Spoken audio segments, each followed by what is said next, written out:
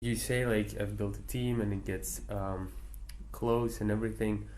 There's so many books explaining that, but like, what do you do to create that? Yeah. There's, I mean, there's the one theory you have to go through a lot of adversity together, but some others are just let's do retreats. And Yeah. I know that the people who write Avengers, they go on like a week long or 2 week long retreats, Yeah. and then they come up with the ideas for the Avengers movies. So Yeah. how do you bond the team? Yeah, that's a good question.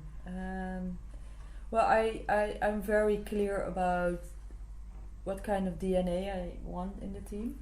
So, Do you do a recruitment that is like very specific to certain types of people then, or? yeah, I hire people who have a growth mindset. And that can be... How do you test that? Yeah, that's a good question. And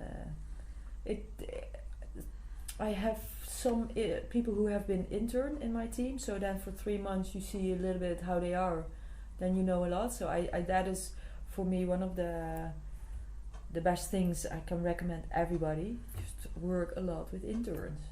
They bring fresh perspectives, but you get to know them.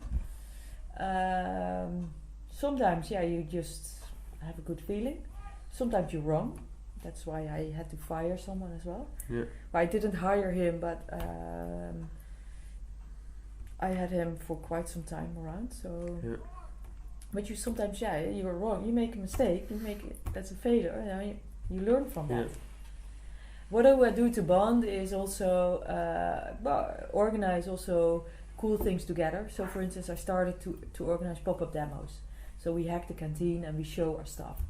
The first time I had this idea, my team was like, "Oh no!" Yeah, you said that. Yeah. And now they're like, "Yeah, we're gonna go for it because it gives a lot of energy." Now we have a sweater with Vueling Innovation Lab, and it's a cool sweater. So Okay. everybody in the company is like, "We want one," and I know I have to be part of the team. So those kind of small things, they bond. It's also when you battle together, that's also bonding.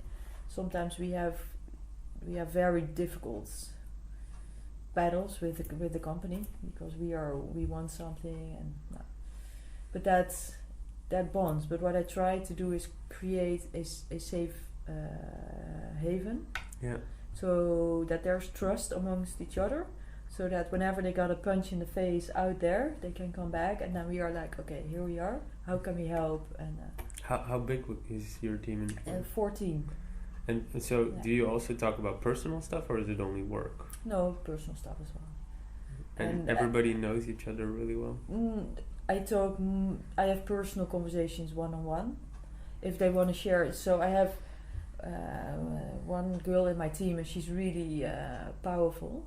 She's born in Venezuela, so she has had a rocky life. So the other day we had a team day, and that team day was actually really cool because I brought one of my friends from Holland talking about adaptable mindset, so growth mindset. And then at the end we went indoor skydiving, which was really cool. But during that day it was also emotional. So this girl, Mariangela, she shared something really personal about it, and explaining why she is like she is. So she chose to open up there, but also she felt safe to do that. Yeah. Yeah. So you created that's to me the most interesting, when you're able to create a safe space. Yeah. Where people want to share, because I think in those moments when people are vulnerable, they allow others to also. But I am also like that. So I share sometimes things, and I'm also very transparent on things that happen in the company, because then they start to understand a little bit more about the dynamics. And I'm also transparent. Also, if I fucked up something, or I just tell them, or if I don't know, I ask them their help, and sometimes also show vulnerability. Yeah.